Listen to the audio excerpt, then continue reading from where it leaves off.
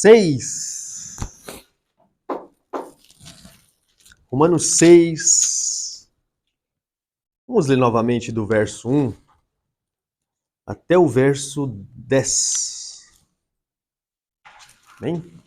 Romanos 6, do verso 1 a 10. Diz assim a palavra do Senhor. Que diremos, pois? Permaneceremos no pecado para que a graça seja mais abundante? De modo nenhum. Como viveremos ainda no pecado, nós que para ele morremos? Ou porventura ignorais que todos nós que fomos batizados em Cristo Jesus fomos batizados na sua morte?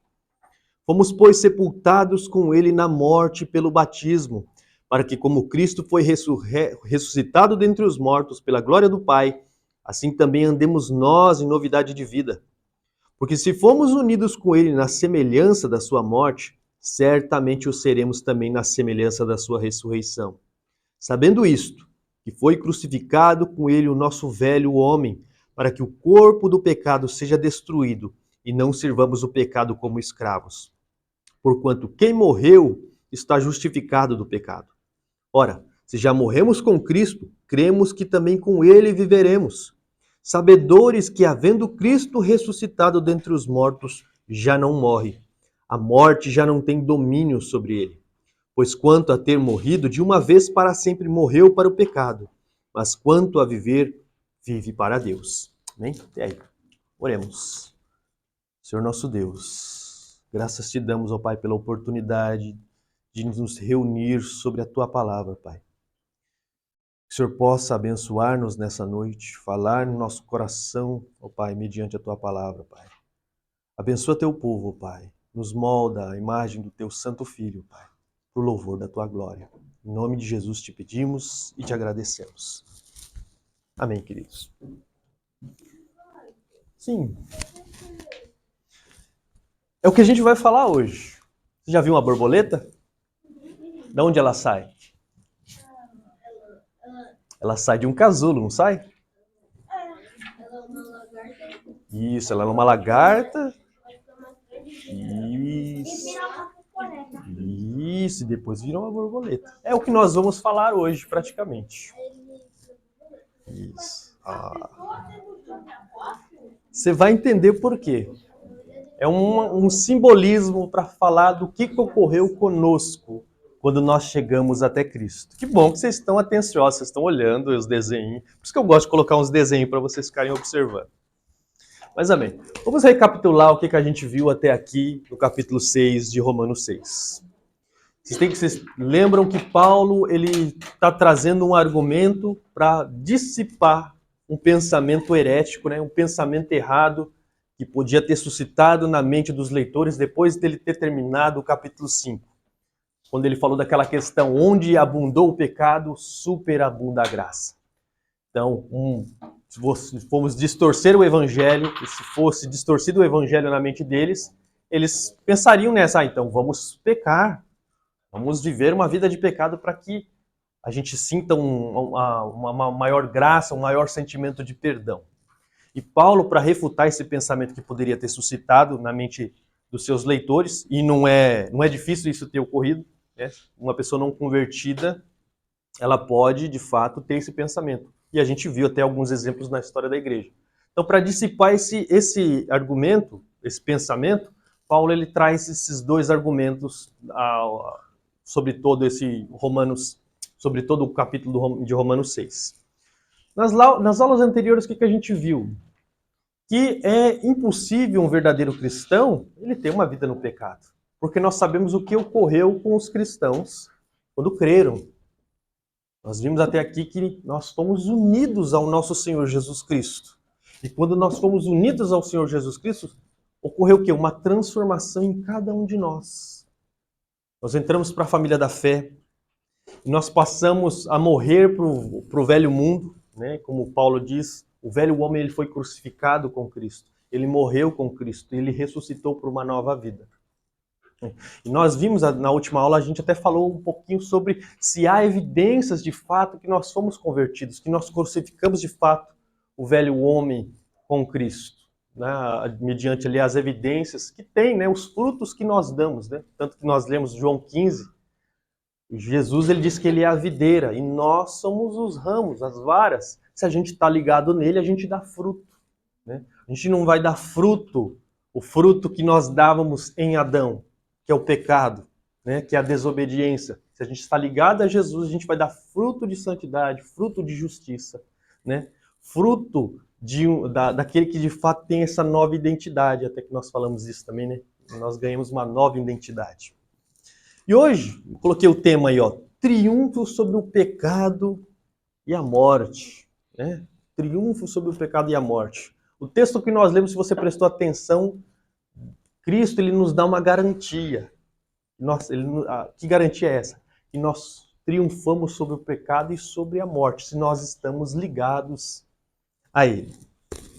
Que nem vocês falaram aí, né? O desenho aí, o que significa o desenho, né? Eu trouxe aí, ó, a borboleta ali. O que acontece com a borboleta? Né? Antes dela se tornar uma borboleta, ela era uma lagarta. Lagarta. Isso, muito bem.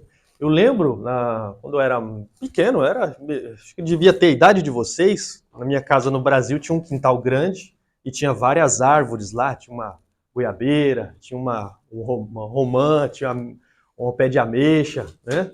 Então tinha várias coisas ali. E no pé de goiaba, certa vez ali, eu vi uma lagartinha subindo. Eu achei bem legal, né? Eu vi ela ali assim, ela sempre comia as folhas ali. Aí eu não dei muita atenção. Depois, quando eu voltei lá outra hora, ela já estava naquele casulinho dela. E eu achei bem interessante, era muito bem feito, muito bonitinho. E eu voltava ali todo dia para ver se ela saía daquele casulo. E eu ficava esperando, né? Só que no tempo que eu estava ali olhando, nunca ocorreu dela sair ali daquele casulo. Quando eu cheguei um dia lá, ela já tinha saído, já tinha ido embora. Eu falei, poxa, eu perdi, né? Eu queria ter observado, né, essa transformação. E ocorreu conosco, com os cristãos, a mesma coisa que ocorreu com uma lagarta. Né? Nós passamos por uma metamorfose, nós se tornamos novas criaturas. Por isso que eu coloquei esse desenho aí, como se um homem ali saindo de um casulo, né? Saindo ali de uma carapaça. Né? 2 Coríntios 5:17, o que diz lá? Assim que, se alguém está em Cristo, o que ele é? Ele é uma nova criatura. Né? As coisas velhas já passaram, eis que tudo se fez novo. Então ele desperta, né, como nós temos sempre falado, para uma nova vida. Ele tem uma nova identidade, ele é um novo ser. Ele deixou aquela vida para trás, aquela vida rastejante, vamos dizer assim, como aquela lagarta, né, para ter asas e poder voar. Aconteceu a mesma coisa conosco, quando nós chegamos até Cristo. O que lá diz lá? A gente leu em Ezequiel 36, que Deus ia trazer nós para a terra dele, né? Ia remover o coração de pedra, colocar um coração de carne, colocar dentro de nós o seu espírito, a sua lei, os seus estatutos, e a gente ia ter deleite em buscar, deleite em cumprir seus estatutos. E a gente ia repudiar aquela vida antiga que nós tínhamos. Como Paulo até fala, das coisas que nós se envergonhamos hoje, né? Porque eram atitudes que levavam para a morte, né? Esses pecados. Então nós despertamos pela graça de Deus para uma nova vida. Nós se unimos a Cristo quando cremos. A verdade central aí, para vocês lembrarem do texto que a gente vai estudar hoje, ó. Todos aqueles que estão unidos a Cristo, por ele tem a garantia do triunfo sobre o pecado e a morte. Cristo ele nos dá essa garantia, se nós estamos unidos a Ele, de nós triunfarmos sobre o pecado e sobre a morte. O pecado e a morte não vai nos trazer mais as suas consequências danosas. A gente não vai exalar mais o perfume de Adão. Quem quer exalar o perfume de Adão? Qual que é o perfume de Adão? Vocês lembram? Pecado. É bom teólogo, né? Tá a anteninha em pé. Muito bom. Não, a gente vai continuar vendo as implicações de estarmos unidos a Cristo. Né? Na aula passada a gente vem falando já e nós se unimos a Cristo quando cremos. E se unindo ao Senhor Jesus, quando ele morre, nós morremos com ele. O texto aí, ó, Romanos 6,6 novamente. Sabendo isto, que foi crucificado com ele o nosso velho homem, para que o corpo de pecado seja destruído e não sirvamos o pecado como escravos. E nem Paulo aqui, ele mostra que não há possibilidade do verdadeiro crente viver cotidianamente aonde? No pecado. E Paulo ele vai desenvolver isso, como ele fala no verso 2, né? Desde o verso 2. Paulo ele vai desenvolver do verso 3 a 11 por que é impossível um verdadeiro cristão viver no pecado. Por isso que, e aí ele vai trazer essa questão da nossa união com Jesus Cristo. Um dos fatores que impedem, que impossibilita de vivermos no pecado, Paulo diz, é porque morremos para o pecado. E isso se deu quando fomos unidos a Cristo mediante a fé. Nós morremos com Ele. A vida dele se tornou a nossa, a morte dele se tornou a nossa. Ele ressurgir dos mortos se tornou também os nossos feitos, a nossa história. Porque nós se ligamos a Cristo quando cremos nele. Então, por isso que é impossível um verdadeiro cristão ele viver no pecado. Viver cotidianamente. Claro, eu já falei para vocês que nós não vamos ser perfeitos. Né? A gente vai lutar a vida toda contra o pecado, porque a nossa carne ainda não foi redimida. Por isso que é uma luta constante. Só que uma coisa que não pode ter, quando você olha para um cristão, é ele viver cotidianamente no pecado. Né? Isso daí não pode. Se tiver de fato a pessoa vivendo no pecado, é porque ela de fato ainda não se converteu. A graça ainda não lhe acometeu. Porque nós fomos tirados, como nós falamos anteriormente, do domínio do pecado, debaixo do jugo do pecado. Nós não precisamos mais obedecê-lo. É que nem até falei para vocês, vou falar de novo sobre a questão do domínio da morte. Quando nós estamos no domínio da morte, o que acontece com o corpo humano? Ele se deteriora. Ele começa a exalar aquele odor fétido. Mas se há vida naquele corpo, o quê? Os efeitos da morte não vai ser mais sobre ele. A mesma coisa o pecado. Nós não estamos mais debaixo do jugo do pecado. Então, o pecado, por mais que ele tente nos tentar, tente nos tragar para baixo, nós podemos dizer não. Porque hoje habita em nós o Espírito Santo do Senhor, que nos dá força, nos dá graça para o quê? Resistir às tentações. Eu vi um relato essa semana de um, entre aspas, homossexual que converteu. Aí uma pessoa fala pra ele assim, você não gosta que fala que você é gay. Aí ele pega e fala assim, eu não sou gay, eu tenho tendência ao homossexualismo. Sim. Porque aí a pessoa fala assim, mas qual é a diferença? Aí ele fala, o homossexual é o que pratica. Sim. Eu não pratico mais. Deus me encontrou. Sim. E pela graça de Deus, hoje eu tenho o poder de falar não a esse pecado. Sim. Eu posso me abster desse pecado. Sim. Eu achei bem interessante. O pecado não vai ter mais domínio sobre vós. Eu sempre falo para essas pessoas, do mesmo jeito que essa pessoa luta com o pecado dela, eu também luto com o meu.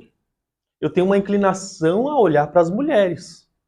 Só que eu luto, não vou deixar esses pensamentos, às vezes esse desejo me dominar, não. A gente subjuga ele, porque nós temos graça, nós temos poder para fazer isso hoje. E às vezes o nosso pecado não é tão assim, igual um homossexual, atração por ambos os sexos e tal. Sim. Mas é uma mentira, sim. Distorcer uma coisa aqui e outra ali. Sim, e às vezes a gente tem a tendência a olhar e falar assim, só uma coisinha. É venial, né? Os católicos, é venial. Pecado venial. Não tem diferença. Não tem diferença. Maravilhoso é isso, é que o pecado ele não nos domina mais. Verso 16 a gente vai ver, o pecado não terá mais domínio sobre vós. Então vocês podem dizer não. Vocês podem não precisa mais ouvir esse Senhor, né? E quando a gente obedecia esse Senhor, consequências vinham sobre nós. A ira de Deus, culpa, né? Condenação, porque o pecado traz isso para aqueles que o praticam. Adão, vocês lembram? Quando ele come do fruto, ele abriu a porta para o pecado. E o pecado entrou no mundo.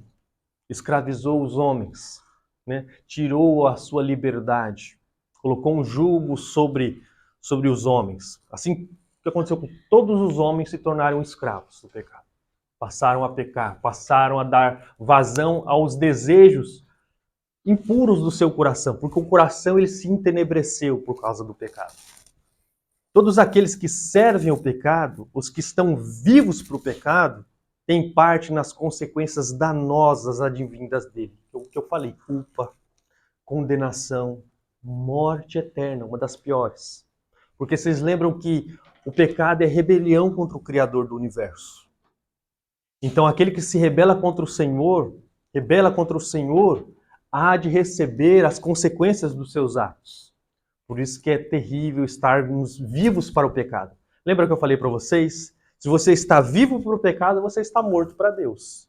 Mas se você está vivo para Deus, você está morto para o seu pecado. O pecado não vai trazer mais essas consequências, não vai trazer mais a ira de Deus para nós. Porém, o verdadeiro rei, vocês lembram de Romanos 5, finalzinho? O outro reino. Veio o nosso rei, que nos libertou, tirou-nos debaixo desse jugo do pecado. E como é que ele fez isso?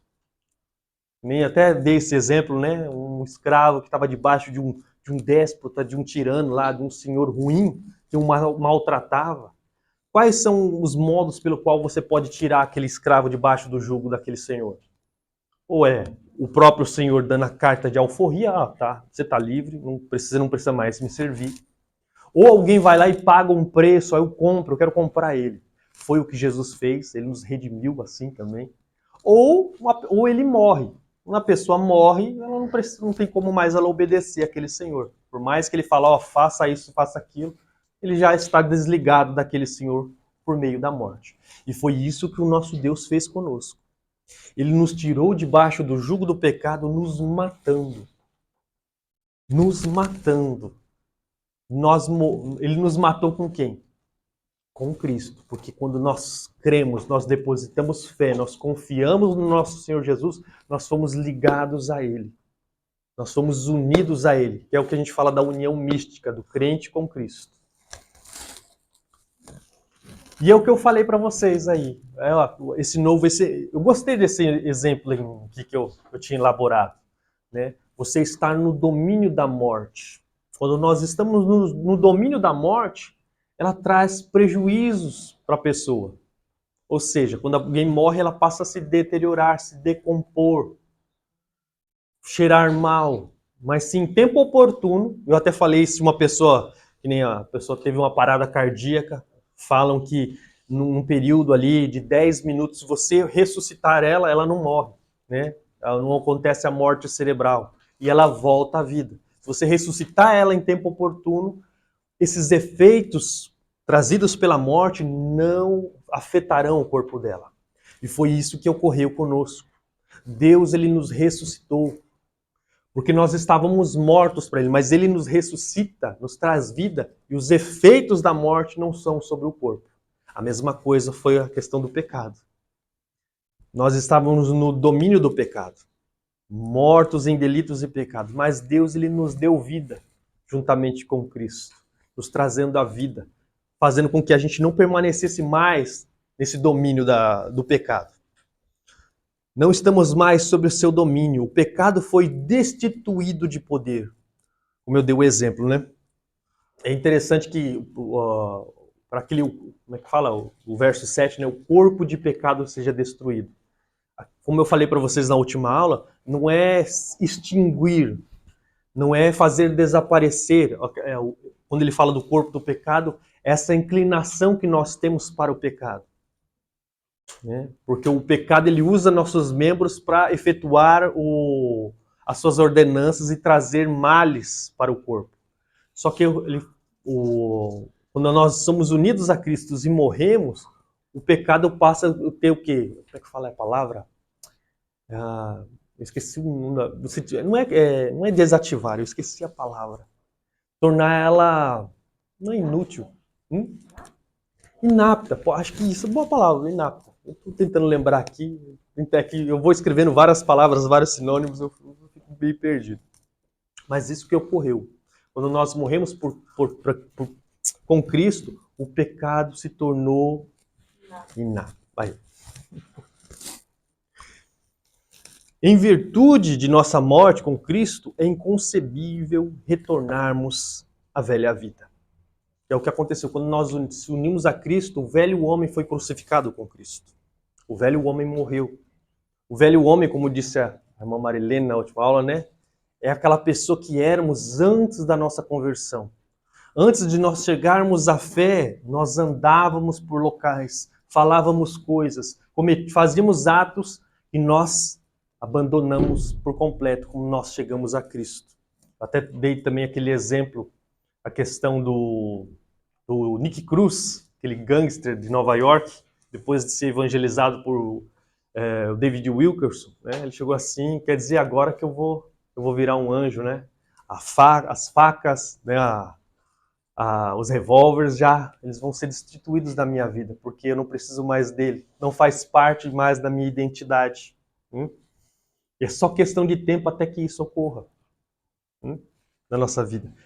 Então, é inconcebível aquela pessoa que se uniu a Cristo pela fé, aquela pessoa que verdadeiramente se tornou crente, porque aqueles que depositaram fé verdadeiramente em Cristo foram transformados, foram regenerados, foram transformados em novas criaturas.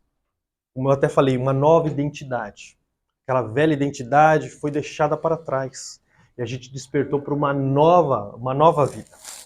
E é interessante que, querendo ou não, às vezes a gente tem que voltar a certos ambientes de quando era antes de nossa conversão. Sim. E o quão a gente fica desconfortável, né? Sim. Em certos não nos ambientes, agrada com certas mais. pessoas. Eu, particularmente, fico muito deslocada. É um peixe fora d'água, né? Não é mais o nosso ambiente, nós não se deleitamos mais naquilo. Porque a nossa mente, como a gente vai falar hoje também, ela foi transformada. Nós se transformamos pela renovação da nossa mente, como diz Romanos 12. Né? Passamos a ter novos gostos, novos deleites. Porque o Espírito Santo habita em nós hoje. Todo aquele que creu, todo aquele que confiou em Jesus passou a ter o Espírito Santo. Que o alerta, que o orienta, que faz ele ter um novo rumo. Né? O rumo de o quê? Seguir a Canaã celestial. Não ficar mais neste mundo. O verso 7 diz aí, porquanto quem morreu está justificado do pecado. Qual é o modo pelo qual uma pessoa pode ser justificada?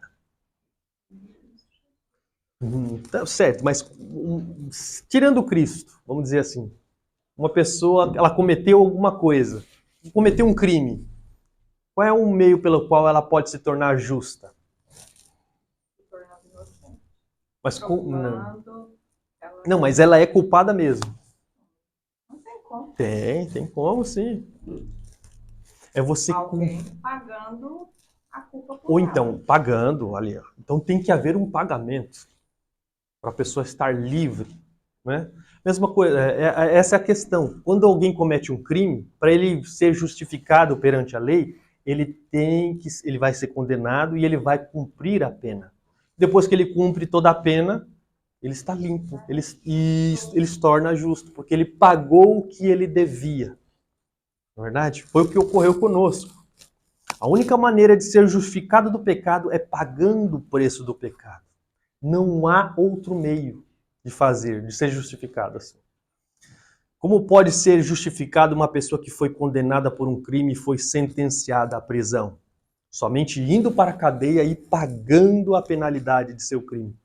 Uma vez cumprida a sentença, esta está justificada de seu crime. Mas, por exemplo, vamos dizer assim, se você cometeu um crime, já assassinou alguém, sem querer, vamos dizer assim, né? Mentalmente, com certeza. Já matou, nossa. Tá, aí você pegou lá uns seus 50 anos de prisão. Né? Só que aí se você morre antes de cumprir a pena, e aí? A lei não pode mais exigir de você que você cumpra aquela pena, porque você morreu antes de ser efetuado. Foi o que ocorreu conosco. Aquele que se uniu a Cristo, o pecado, qual é o salário do pecado? A morte. Quem morreu em nosso lugar? Quem pagou então? Então, nós somos ou não somos justificados pelo pecado? Somos. Porque já foi pago. Alguém morreu no nosso lugar.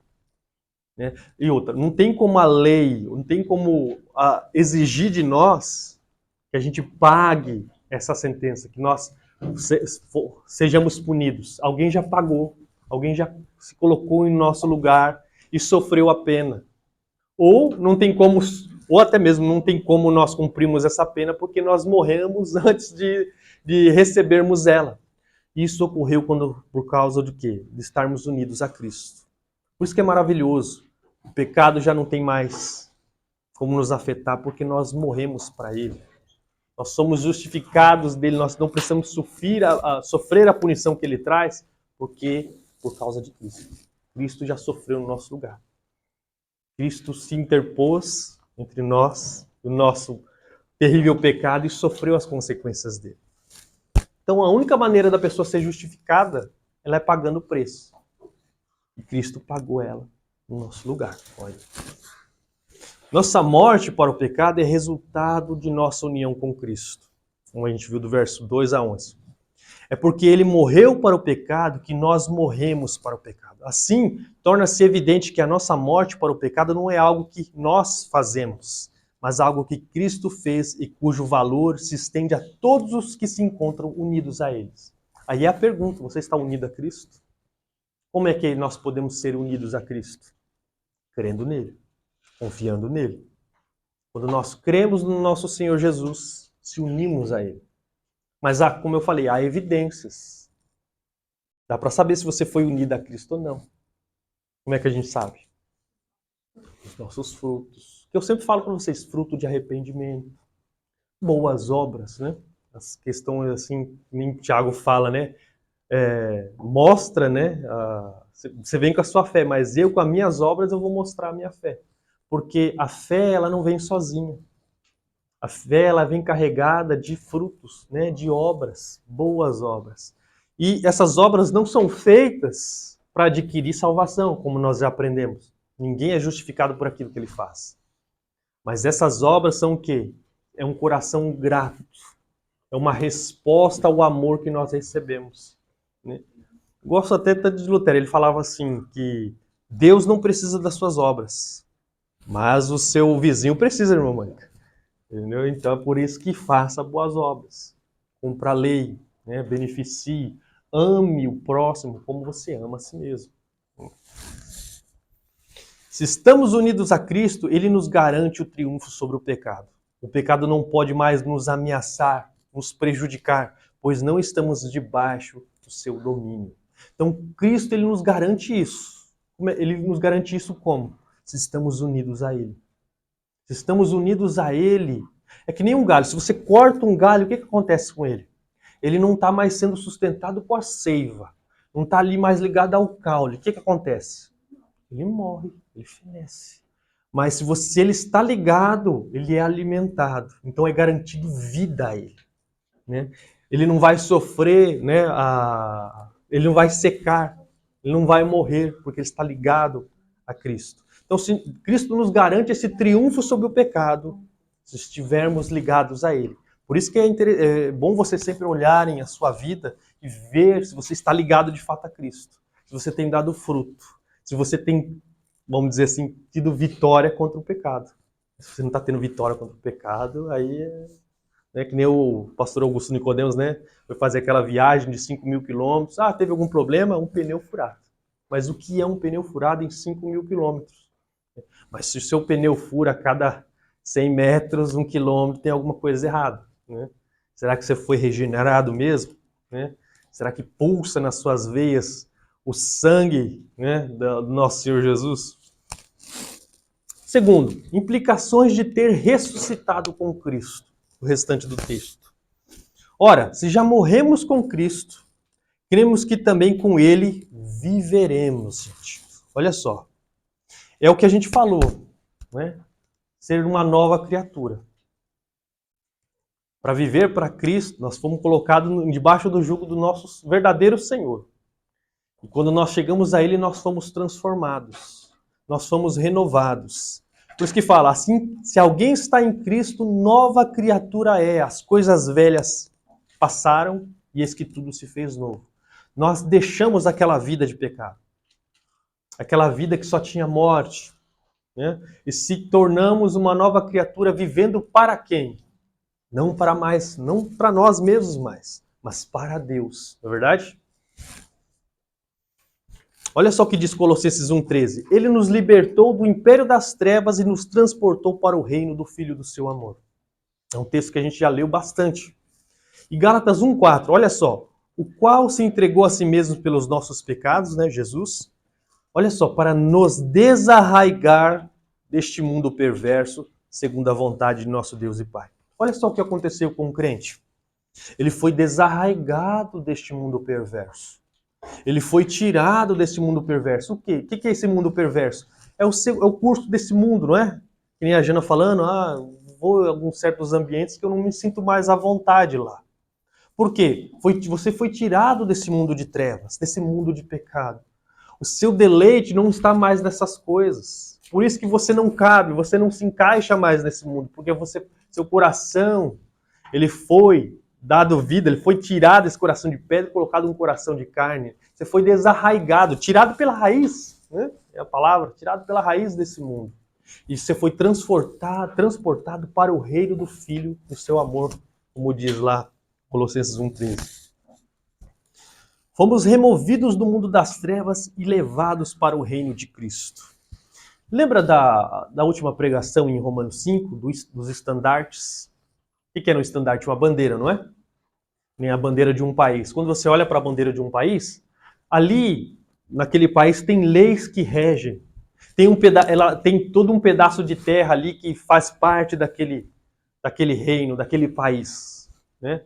O reino de pecado é a mesma coisa. Ele tem uma área e ele tem leis, ele tem os seus súditos, estão debaixo daquele reino, né? Daquele que seria o reino de pecado. Né? Só que nós fomos levados para um outro reino, o reino de Cristo, o reino da justiça. Né? Foi ali, o estandarte foi erguido, como a gente falou, naquele Calvário. Agora nós vivemos com Cristo. E somos marcados, veja bem, preste bem atenção, nós somos marcados agora pelas características inerentes da sua pessoa. Nós, como ele foi obediente, nós somos obedientes. Como ele viveu em santidade, nós vivemos em santidade. Quando nós estávamos no reino do pecado, nós andávamos segundo as características que Adão nos legou, que é uma vida de pecado, uma vida de desobediência a Deus. Mas agora, nesse novo reino, nós tomamos novas características, um novo ser. E essas características são inerentes do nosso Senhor. Obediência, santidade, que é o nosso Senhor Jesus Cristo. Então, quem foi transportado para esse reino, vive agora para Deus, para o Senhor. E como é que a gente faz isso, né? Tipo, a gente se tornou uma nova criatura. É que nem uma criança. Quando ela nasce, a partir dali você vai ter que ensinar para ela, não vai? A como fazer as coisas, a como falar. Aí você vai trazer os gostos para ela, né? De música, disso ou daquilo, de artes. Aí você vai ensinar ela nessas questões. E Paulo ele fala bem assim, ó, rogo-vos, pois, irmãos, pelas misericórdias de Deus, que apresentei o vosso corpo por sacrifício vivo, santo e agradável a Deus, que é o vosso culto racional. E olha agora o que ele fala. E não vos conformeis com o quê? Com este século, com este mundo, né? Mas transformai-vos, olha só, pela renovação da vossa mente, para que experimenteis qual seja a boa, agradável e perfeita vontade de Deus. Nós passamos a esse novo reino, e esse novo reino tem o quê? Seus estatutos, suas leis e tal. E nós se tornamos um novo ser. Só que a gente permanece ainda com a mente do antigo reino. Então, por causa da renovação da nossa mente, a gente tem o quê? Que se transformar. Por isso que, lembra que a gente falou sobre o conhecer é importante, o saber é importante. Por isso que a gente tem que se debruçar na Escritura para saber qual é a vontade do Senhor. Como é que eu devo viver? Como é que eu devo ser como mãe? Como eu devo ser como pai? Como eu devo ser como um funcionário? Como eu devo ser como um senhor? Né? como eu devo reagir ao mundo à minha volta. A Bíblia tem essas orientações. E quando a gente vai para esse novo mundo, esse novo reino, o reino de graça, o reino da justiça, o reino de Cristo, nós temos o quê? Que nos se adequar a essa nova identidade desse novo reino que nós fomos introduzidos. Paulo mesmo fala, né? Quer com mais, fazei para a glória de Deus. Tudo nós fazemos agora para a glória de Deus. Antes nós fazíamos para nós mesmos. Para nossa vontade, nossa glória. Agora é para Deus. Nós dizemos para Deus, não para nós mesmos. E eu estava lendo um livrinho, Crescimento Espiritual do Jerry Bridges. Não, Jeremiah Burroughs, eu estou pensando num puritano. E ele tem um livro chamado Exercitando a Piedade. Né? E aí eu tirei um pedacinho lá do livro dele, ele falando, exercita-te na direção correta. Aí ele pega essa parte de 1 Timóteo 4,7, né? Exercita-te na piedade. E o ruim é que a gente pode se exercitar na direção incorreta, na direção errada. Como peguei lá, ó, na 2 Pedro 2,14. Tem os olhos cheios de adultério e são insaciáveis no pecado. Enganam os inconstantes e têm o coração exercitado na ganância. São malditos. Então, olha só, você pode exercitar o seu coração numa direção errada. Por isso que Paulo orienta Timóteo, ó, exercita-te na piedade. Você está fazendo parte desse novo reino? Se exercita nisso. Nem a gente falou. Isso vai abarcar, querendo ou não, a santidade. Porque se você for uma pessoa piedosa, você vai emanar santidade. Entendeu? Você vai ser como o Senhor. Vai buscar a piedade. E a questão, quando ele fala exercitar, ele está usando a questão do exercício físico, né? Certamente Paulo tem em mente aqui a Grécia, né? As Olimpíadas lá, todos aquelas pessoas, elas treinavam, se exercitavam para ir para as Olimpíadas e tal. A mesma coisa nós devemos se exercitar cada vez mais na piedade, na santidade, nessas características que vêm desse novo reino. Esse novo reino é o quê? É um reino do nosso Senhor. Uma das características do nosso Senhor é ser santo. Então, que a gente possa se exercitar também nesse novo reino, na piedade. Olha só o que diz Colossenses 3:5, 5 a 10. Fazei, pois, morrer. Lembra da mortificação? Que a gente sempre falava? O cristão, depois que ele vem à fé, ele começa a mortificar a carne que luta constantemente conosco. Fazei, pois, morrer a vossa natureza terrena, prostituição, impureza, paixão lasciva, desejo maligno e avareza, que é a idolatria. Por essas coisas é que vem a ira de Deus sobre os filhos da desobediência. Ora, nessas mesmas coisas andastes vós também noutro tempo, quando viveis nelas. Agora, porém, despojai-vos igualmente de tudo isto: ira, indignação, maldade, maledicência, linguagem obscena do vosso falar. Não mintais um para os outros, uma vez que vos despistes do velho homem com seus feitos e vos revestistes do novo homem, que se refaz para o pleno conhecimento segundo a imagem daquele que o criou. Lembra da primeira imagem que eu coloquei? O homem saindo daquele casulo, que ele se tornou uma nova criatura? Mesma coisa, é o que eu sempre falo para vocês, se despir, se despojar do velho homem. E a gente tem que fazer isso dia após dia. A gente vai lutar com nossa velha natureza todos os dias, até Jesus voltar, ou até nós morrermos. E como John Owen falou, você não pode ter descanso. Mate o pecado, senão ele vai acabar matando você. Porque se a gente se exercita no pecado, nossa mente se torna cauterizada para ele. E a gente vai continuar vivendo no pecado e não vamos ter aquela santa perturbação que eu sempre falo para vocês. Por isso, né, nós devemos cada dia mais mortificar a carne. Como é que a gente faz isso? Usando os meios de graças que o próprio Deus deu à igreja. Sua palavra, comunhão com os santos, as ordenanças ou os sacramentos, né, o batismo e a ceia. Deus deu esses meios de graça para nós. E nós devemos usá-los. Né, a oração, a busca por Deus, a busca incessante por Deus, gente. Que a gente possa ter essa vida de busca incessante pelo nosso Senhor. Nós precisamos disso. Nós precisamos se levantar pela manhã, né? E antes de nós fazermos qualquer coisa, dobrar nossos joelhos e falar com o nosso Senhor. Senhor, me dá esse dia para que eu testemunhe de Ti. Senhor, fala comigo mediante a Tua santa palavra. Aquece o meu coração. Né? Que eu me torne mais santo, que eu me pareça mais com Cristo, que eu dê bom testemunho, que eu mortifique a minha carne nesse dia, que o Senhor me dá para eu viver não para mim, mas para Ti, meu Senhor.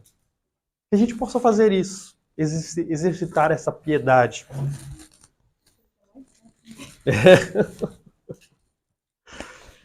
Nesse livrinho, O Crescimento Espiritual, John Owen, ele traz uma palavra, ó. Na mortificação, matamos nossos desejos, caminhos e condutas pecaminosas.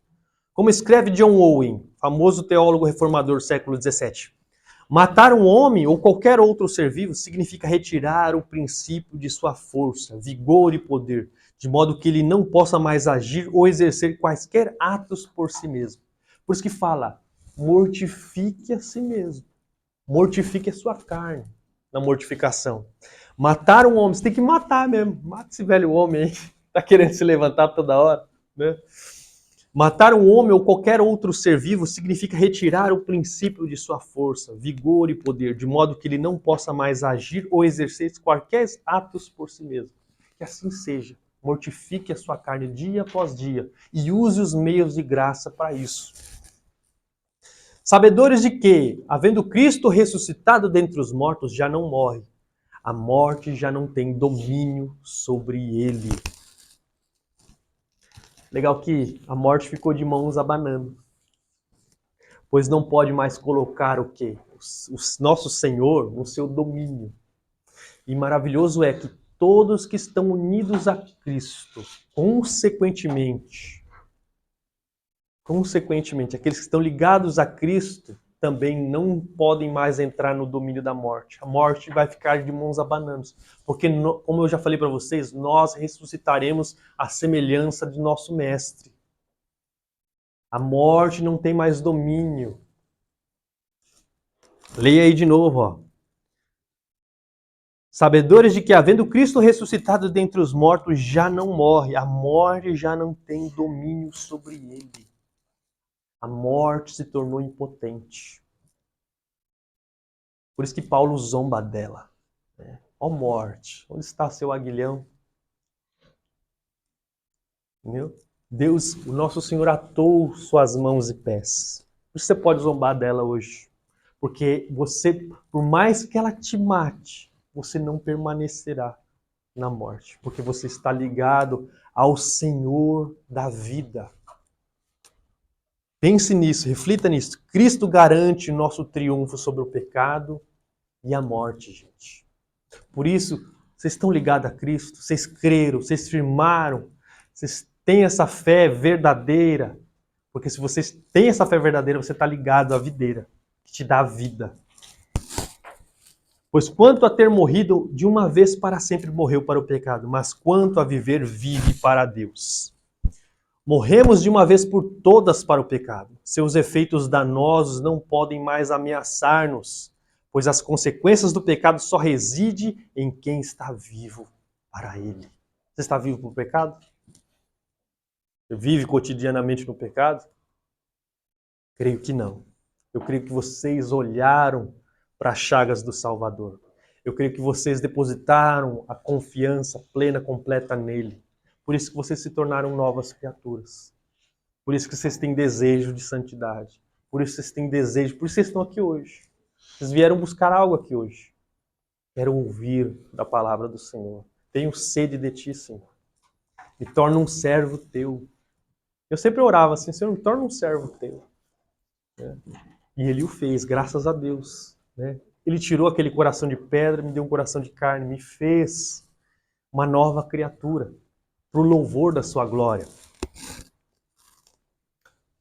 Pois quanto a ter morrido de uma vez para sempre morreu para o pecado, mas quanto a viver, vive para Deus. Trouxe aqui mais uma vez Agostinho, né? Tem tanta frase boa de Agostinho, né? Ele fala assim, ó, torna-me teu escravo, ó Deus. Então serei livre. Torna-me teu escravo, ó Deus. Então serei livre. Porque o pecado nos escraviza, não escraviza? E Deus nos comprou. Deus nos tirou debaixo do jugo e Ele se tornou o nosso rei. Nós se tornamos escravos dele. Se vocês lembram da primeira vez que nós se reunimos para estudar Romanos, Paulo ele falou assim, Paulo, servo de Jesus Cristo. A palavra servo ali é escravo, é doulos, né, no original. Nós se tornamos escravos. Só que nós estamos debaixo de um jugo de um déspota, de um tirano que vai nos maltratar. Não. É do Senhor do Universo. É da bondade em pessoa, do amor em pessoa. Eu até escrevi aí, ó, meditando lá. Livre para fazer aquilo para o qual eu fui criado. Viver para ti. O pecado me escravizou, corrompeu minha mente, fez com que eu me insurgisse contra ti. Inebriado com a maldade do pecado, eu me levantei contra aquele que me teceu no ventre de minha mãe. Dominado pelos desejos da carne, eu feri aqueles que tentaram removê-la ela de mim.